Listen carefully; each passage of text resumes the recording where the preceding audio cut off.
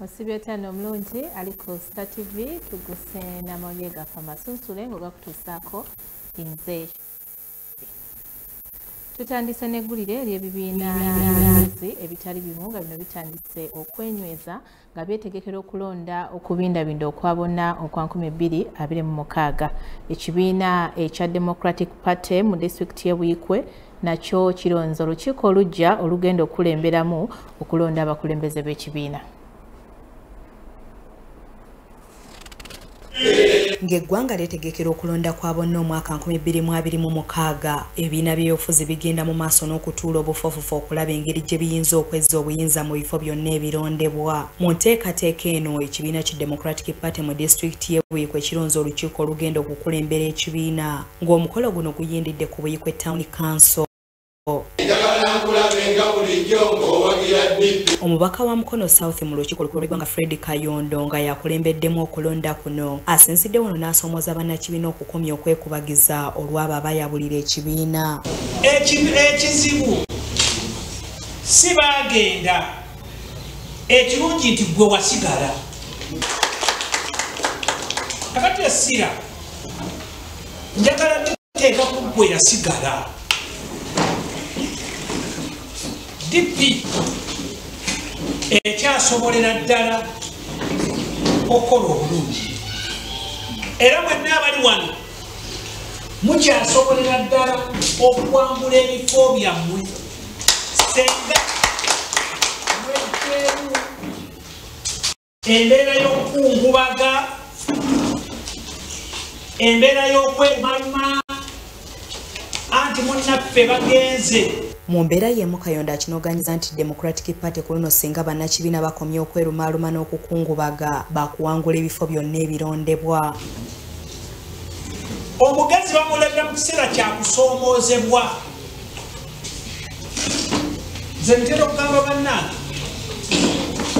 bwe mubeera mu lutalo nga muli mu lutalo jeno n'awanika n'agamba nti nze ebyolutalo bintani, toyimiriza lutalo, mugjeeko enjota y'obwa jono ojambike Kano emmulu eseke. Yabadde ssentebe w'ekibiina kino mu disitulikiti y'e Buikwe era omubaka wa Buikwe South Dr. Lulume Bayiga ategeezezza nti nga disitulikiti beenyumirizamu ebyo ebituukiddwako mu bukulembeze bw'ekibiina nga kati obwanga babutunuliza nti byabukulembeze bwa kibiina. Nga ssentebe wa DP emyaka agiwerera ddala 13 wano mu Buikwe district, era nsobodde kwagaagaza embuga ya Democratic Party mu Buikwe, mu Buvuma, Kayunga ne Mukono. Kaakano mu kiseera kino neeteekateeka okubeera pulezidenti w'ekibiina. Ssentebe w'ekibiina omujja Kigonya Lukolokomba asiimye olw'ebyo ebituukiddwako obukulembeze obukadde, wabula n'ategeeza nti kati amaanyi waakugateeka mu kukunga abavubuka nakuggumiza bukulembeze bwa kibiina okuviira ddala wansi ku byalo. Kati nteekwa kuzza bammemba ba DP aba Buikwe okubajja mu katyabaga. Ekisookera ddala tugenda kukwatagana ne bakulembeze bannange tukole sitokikyaziza ekibiina. Nteekwa okukola okulaba ennyo okulaba nga bammemba ba DP ababadde baseeseetusi bakomawo mu ntebe zaabwe. Mu mbeera y'emu n'abakulembeze abalala abalondeddwa batubuulidde ku ebyo ebikulu bye bagenda okusimbako essira. Mbasuubiza nti ensonga ze tugenda okusooka okuteeka ku mulamu tuzuukusa bavubuka kwegabira. Tetugenda kisoosowaza nnyo lwa nsonga kubanga generation esinga obunene mu kulonda kuno. Okuwandiisa bammemba baffe okuviira ddala ku byalo, ku miruka paka ku mitendera gyonna. N'ekyo yatutandika kunoonya bifo bantu tusimbudde okutandika ndi tekyadda. Mu mawulire amalala oluvannyuma lw'emyaka 9 nga ssettendekero w'e Makerere ayagala okuteeka ettabi mu kibuga eky'Ejjinja kyaddaaki abakulembeze b'ekibuga kino bavuddeyo ne bagamba bo tebalina buzibu na kuwaayo ttaka, era nga mmeeya w'ekibuga kino Alton Kasolo agamba nti emabegako basisinkana n'abakulu okuva mu ttendekero ery'e Makerere era ne bateesa ku nsonga zino. Wabula nga Professor Ronald Mayambala okuva mu ttendekero erya Makerere University agambye nti ettaka eryabaweebwa ttono okusinziira ku nteekateeka ze balina ku ttabi erigenda okuteekebwa mu kibuga Jinja.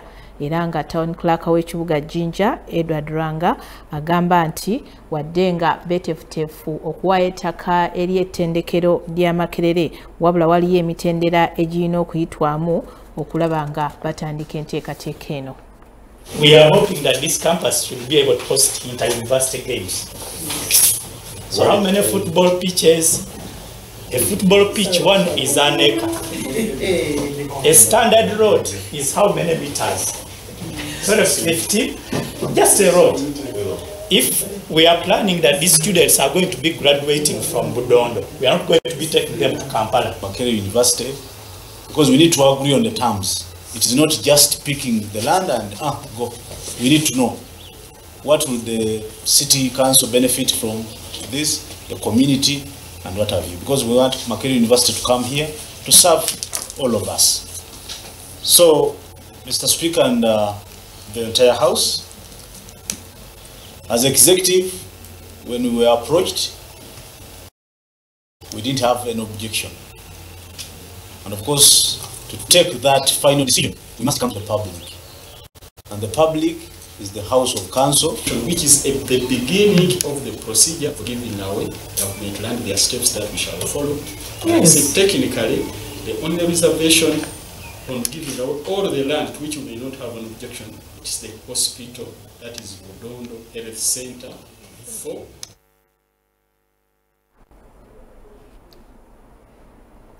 Omawulire amalala newankubadde gavumenti yasalawo okuyimiriza omulimu gw'okusima zaabu mu disitulikiti ey'e Namayingo n'obutagoberera amateeka ga butonde bwansi ssaako n'abalina layisensi okusima okubanga zaggwako dda.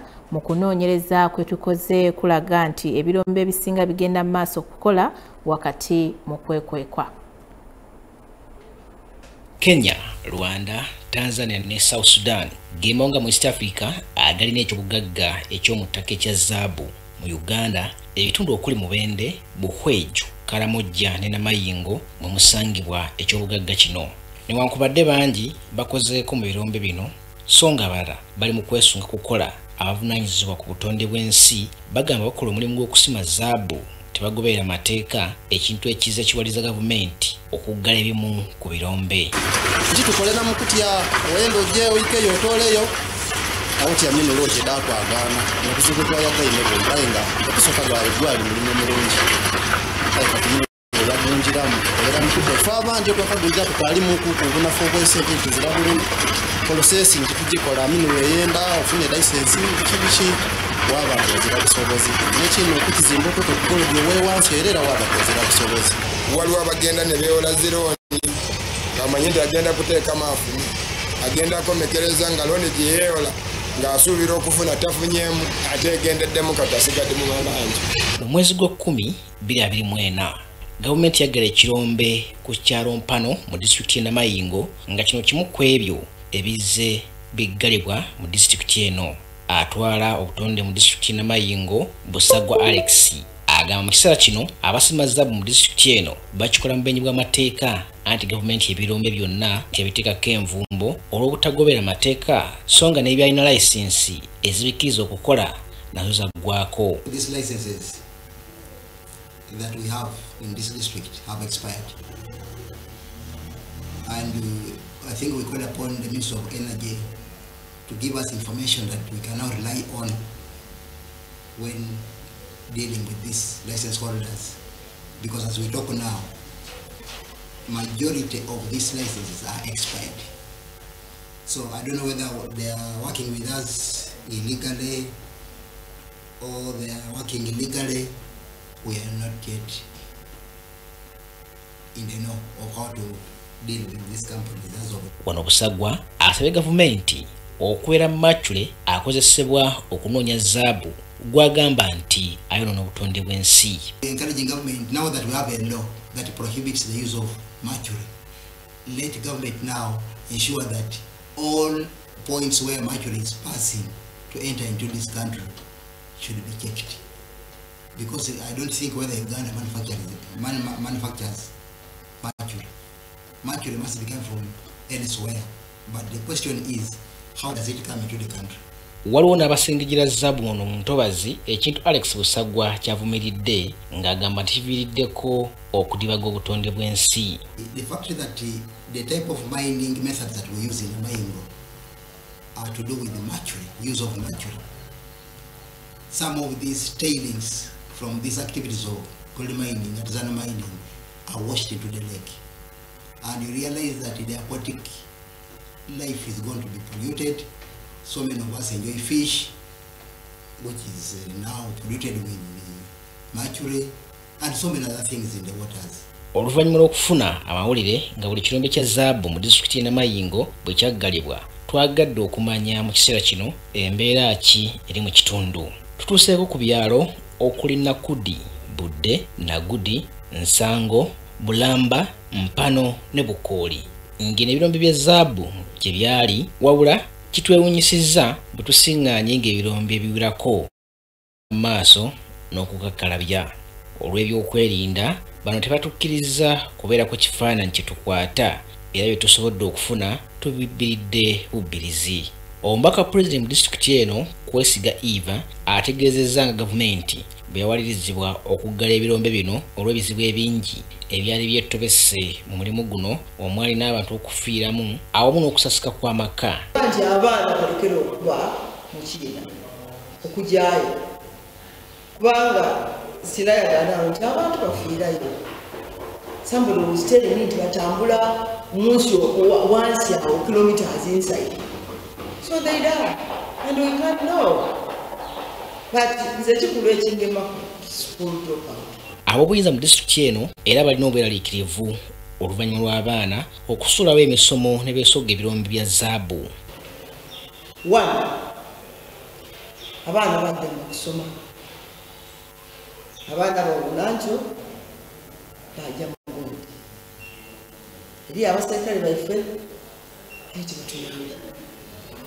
Ekyokubiri, obwavu bw'eryongeri Mayingo nti domestic violence yeyongere. Mukyandire Mayingo twakafiirwa abakyala 3. Wabula abakulembeze baagala gavumenti eveeyo n'okulungamya okw'enjawulo eri abakyalemedde mu mulimu guno. Kidda kutuwa amaanyi n'obuvumu nga gavumenti ekuteererewo amateeka gano ag'amayingi etambula etya. Olw'embeera y'ebyenfuna ensangi zino waliwo abalowooza nti abatuuze mu disitulikiti eno bakola bubi oluvannyuma lw'okuggala ebirombe bino era baagala gavumenti yeekube mu kifuba ebaddiremu. Ensonga yonkulu era gavumenti erina okwongera okulondoola okulaba butya era nsonga lwaki baddamu okukola ng'ate tebalina bisaanyizo. Ku ssaawa eno tugenda kuba ate tukutwalako mu kanyomero kaffe akaweekolere nga tugenda kutunuulira abantu abatwala ebirime ebweru w'amawanga.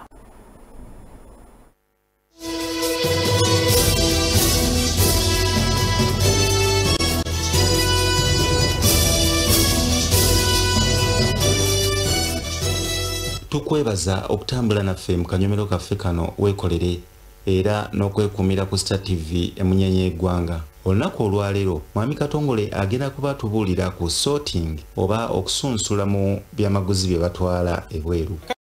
Kati bwe tuba tujja ebintu byaffe ku nnimiro nga bituukidde ku paaka house wano tusooka ne tubisortinga nga we tuba tugenze mu mulimu gw'okusortinga mulimu okusooka okubyozaako kubanga gye biba biyitidde oluusi ebiseera ebisinga mulimu abalimi tekugamba ekiro ekyokusomesa abalimi nti mulimu abalimi abamu ng'omulimi yamanya ekyokukola ng'agenda kukuleetera ebijanja ebinyeebwa okuva ku nnimiro ye ng'amaze okubyoza naye ne mbamu ne bano abalimi nga bo bapya mu kintu kaakati abwe baba nga bapya nga batandise okulima babireeta wano tusooka ne tubisortinga ne twawulamu ebirungi n'ebibi era bwe tuba tumaliriza okubyawulamu nga tumaliza okusortinga tusooka ne tubyozaako ne tugenda ku sorting table ezo nga bwe muzirabye nti obutunda tuba twagala obutunda nga bukyali bulungi nga tebuwotose webibeera bijanjalo ng'ebijanjalo birungi temulimu bito omanye abalimi baffe abamu kano nako munansonyi okukayisa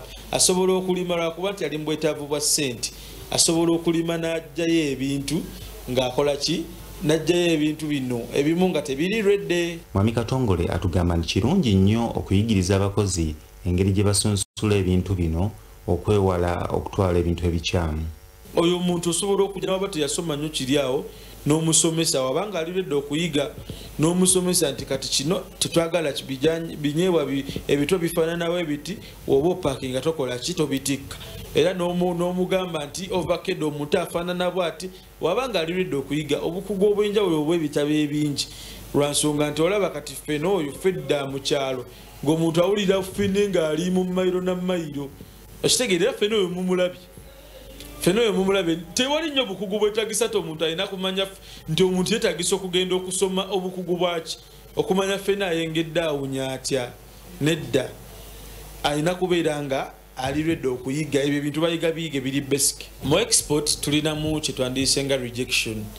Wano abalimi abamu tuba twabawa oba baba balina essuubi nti nga waleese ebintu byonna ku pack house nti agenda asuubira kasente nga bwe nakugambe wali nti musorting nga tumaze okusortinga buli kimu tubakate ne rejection. Kati omuntu enayinza okwebuuza nti kati byomaze okusortinga byo temumuwaamu sente. Kati nze mba nfunye ekyenjagala bino ebiseera ebisinga abalimi baffe babitwala ne babiguza ne babitunda katale kaffe wano kyetwandisenga aka bulijjo baloko market nti rejection ono nti kati ebintu nga olaba entulo ezo tulina nnyo challenges zirumbibwa akasanyi zirina akawuka kajja ne kafumita muli munda kati entula ate yeere bate eyo olwedde kiba kirwadde bwereere ekibeera kwa risk. Kati hot pepper oyo naye hot pepper oyo teetaaga kufuuyira nnyo. Jjukira kiri kye nakugambye nti emmere yaffe ekigiguza wano lwakuba nti eri organic. Kati ge buli wotwala ekintu ng'okifuuyiza eddagala eriri excess oba oleeta bulabi kirina kitwandisenga aflatoxins ezo obutwa. So abantu abo gye tutunda emmere yaffe bo basalawo okuziyiza omuntu yenna engeri gye yandifunyemu obulwadde nga bayitamu ebyo okuviira ddala ku ebyo byalya nti bw'aba agenda kulya oba agenda kulya emmere bagezaako nnyo okumuziyiza okulya ate emmere eyinza okumuviirako okulwala.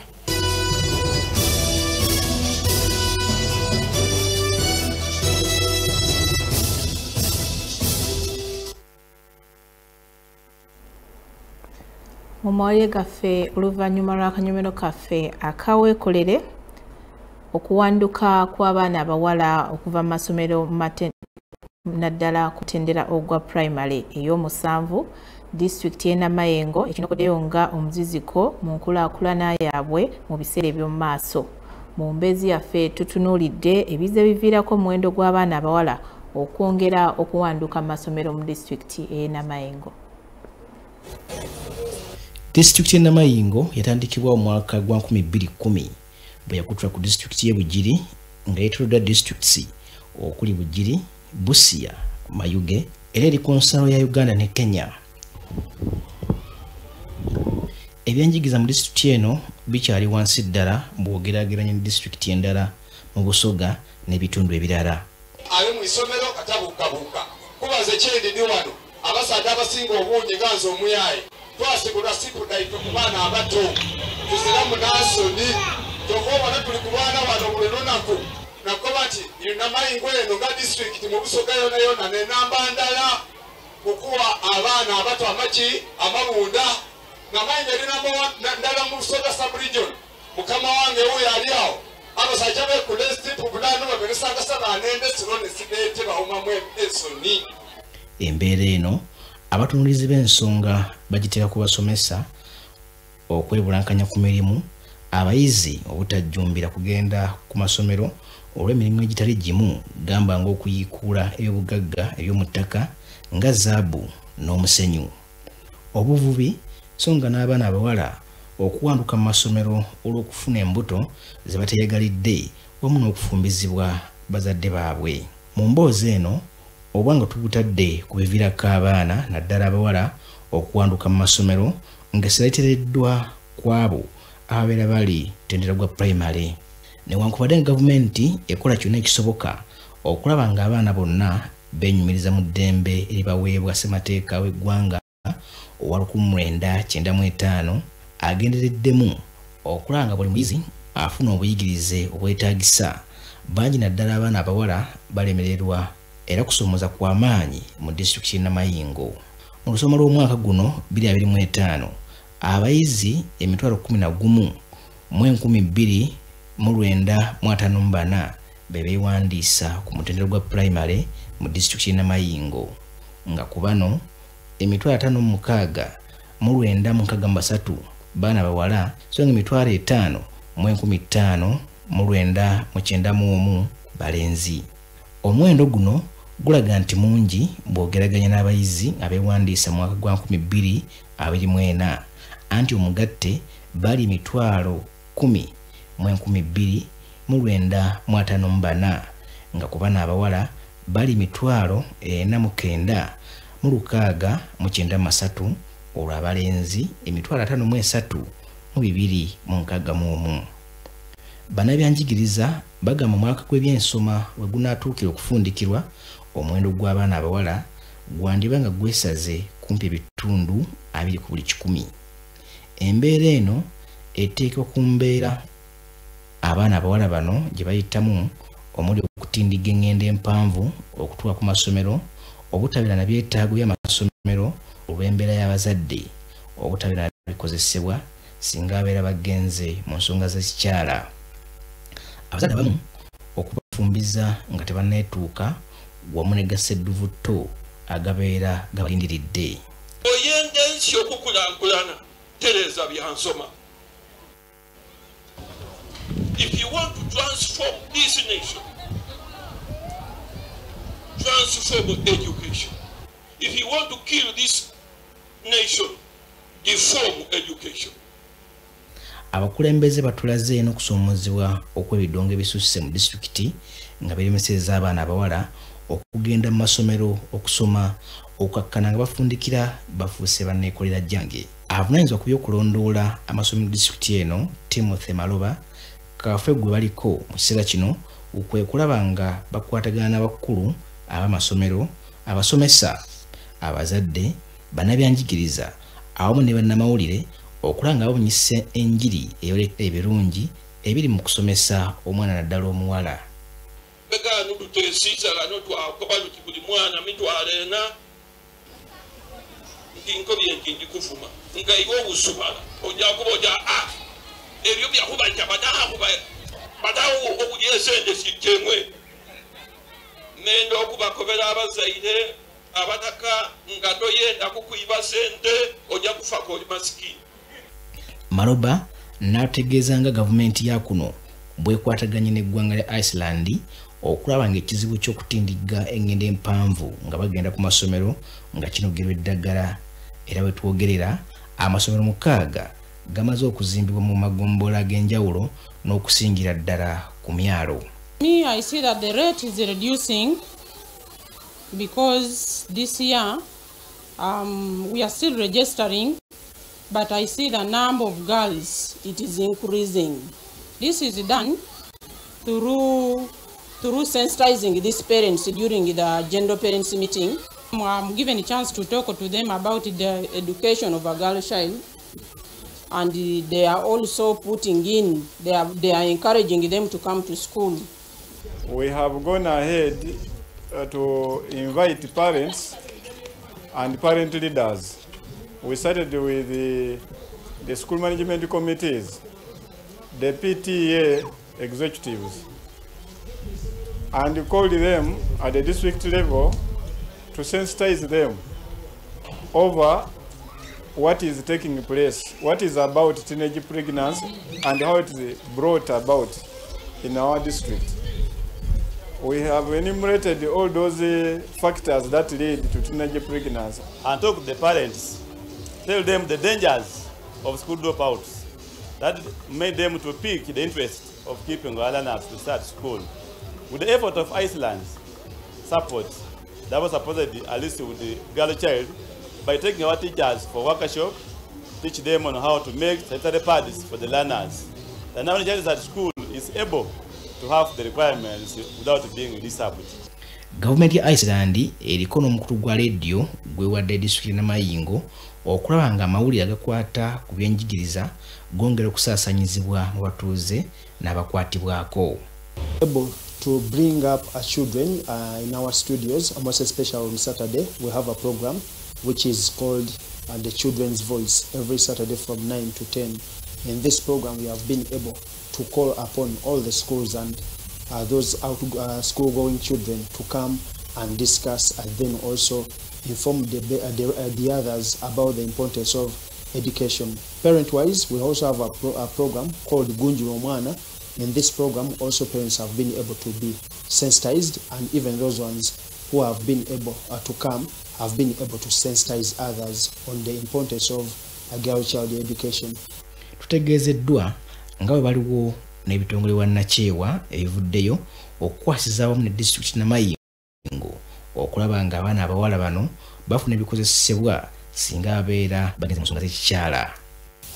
UNICEF, we have CSBAG, we have SEHAD, among others. They have also been able to bring up stakeholders like the VHTs. They have been able to bring the parents. They have been able to bring the responsible political leaders or political heads to come and sensitize, most especially in those affected areas, especially those ones in the islands and those places near the islands. When we go out to places, we teach these young girls on how to make reusable sanitary pads. So the sewing kit is to help them with sustainability of making their own reusable sanitary pads out of resources that they can be able to source within their communities, like a t-shirt, a blanket, a jacket that they can be able to wash and recycle and make more pads for themselves, just that they are able to continue using pads even after us leaving.